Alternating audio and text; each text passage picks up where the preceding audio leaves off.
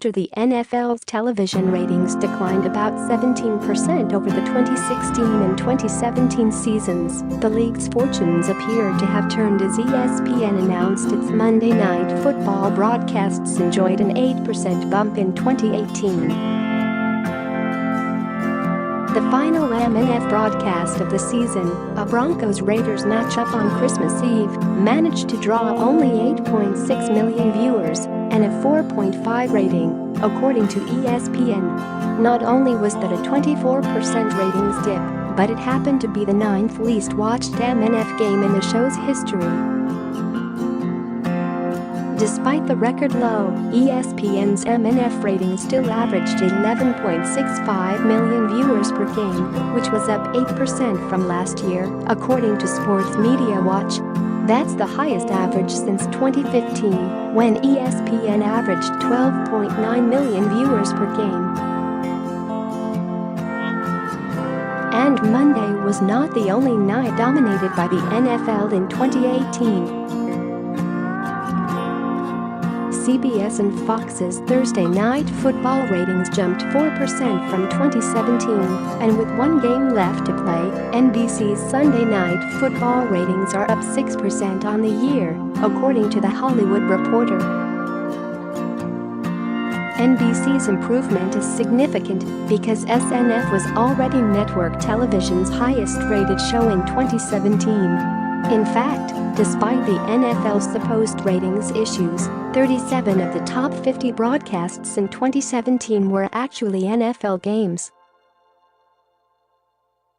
Share this article. Share. Many, including President Donald Trump, blamed the NFL's falling ratings in 2016 and 2017 on players protesting inequality and racist police brutality by kneeling during the national anthem. However, studies into the subject have been far from conclusive, and the league's ratings have improved overall in 2018, while a small handful of players have continued protesting. In October, a USA Today study of Nielsen data from the 2016 and 2017 seasons found that the objections to the controversial protests did not have a major effect on the league ratings. However, a NBC News Wall Street Journal poll published in September found that fewer people say they followed the league closely compared to 4 years earlier, and the biggest drop-off appeared to come from fans who objected to the protests. Regardless of the reason behind the ratings problems, the NFL had a strong start to the season, and that has continued with the playoffs approaching. Remarkably, league games accounted for the country's 15 largest television audiences for the month of September. The protests began in 2016, when then San Francisco 49ers quarterback Colin Kaepernick refused to stand for the national anthem as a way to raise awareness about inequality and police brutality against minorities. The demonstrations were primarily a reaction to the deaths of African American men at the hands of law enforcement. The NFL did not institute any rule requiring players to stand for the anthem during the 2017 season, which resulted in further criticism from Trump. In May, the NFL and Commissioner Roger Goodell changed course and announced a new policy: players would no longer be required to be on the field during the anthem, a rule that began in 2009. But anyone on the field of play would be required to stand. Teams could fine for any personnel not standing, and they would have the right to fine players individually. However, the league changed course in July and decided to negotiate a resolution with the Players Association. No final decision has been announced. Despite the controversy, NFL teams still split a record $8.1 billion last season. ESPN reported the earnings after the Green Bay Packers, a public company, disclosed its financial information for 2017, revealing the franchise had received $255 million in revenue sharing. That means 32 teams split around $8.1 billion, and that figure does not represent the league's entire revenue, which was estimated at $14 billion for 2017, the most of any professional sports league, according to Bloomberg.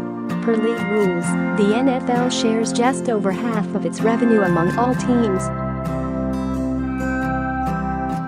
The NFL was a tax-exempt nonprofit until 2015, when it changed its status with the IRS.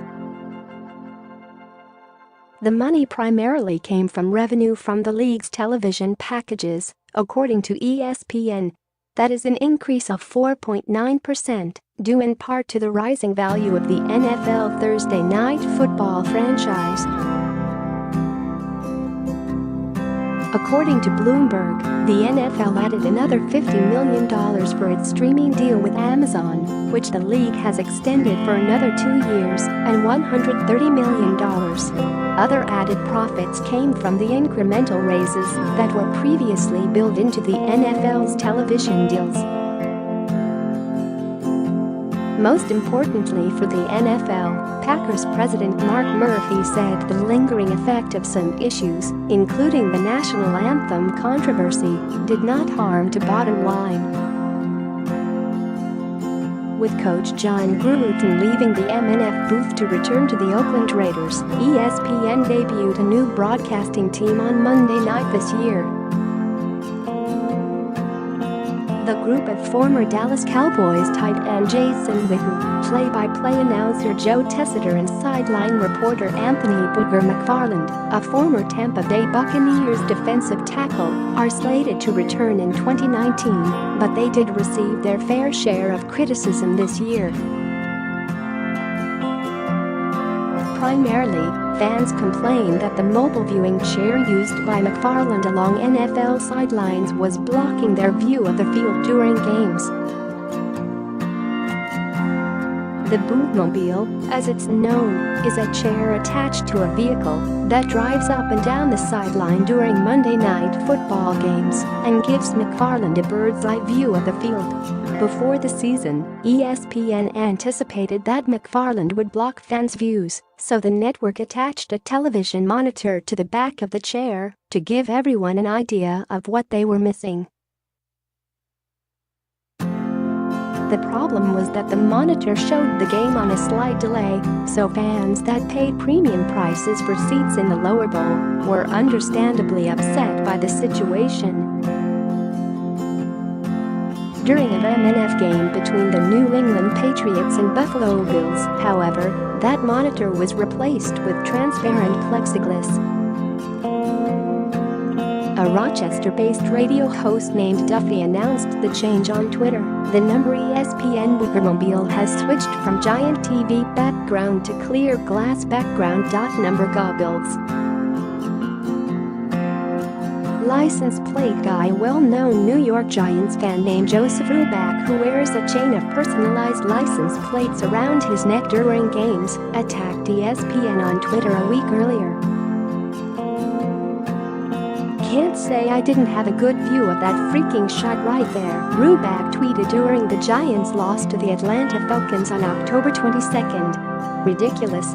Booger, get out of the freaking way." The bootmobile was not ESPN's only issue in 2018. In November, Witten made a somewhat flattering reference to O.J. Simpson. When talking about New York Giants running back Saquon Barkley, Witten first referenced Simpson, who was acquitted of murder charges in 1995, only to be found responsible for the death of his ex-wife Nicole Brown Simpson and her friend Ron Goldman in a civil trial the following year. "Think of all the great running backs, and I would certainly put Barkley in there, that never got to a Super Bowl. O.J. Simpson, Eric Dickerson, LaDainian Tomlinson," Witten said.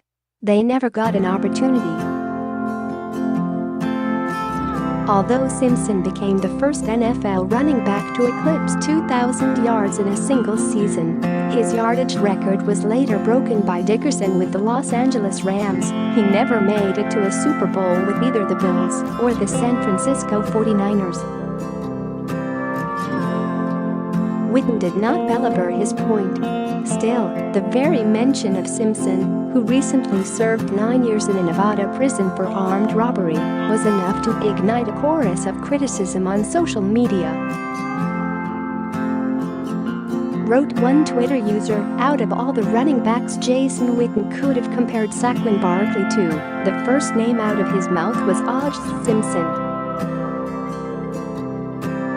The Dirty Sports Podcast's Twitter account had a more sarcastic reaction. O.J. Simpson. Finally someone is giving him the much-needed respect. Thank you, Jason Witten.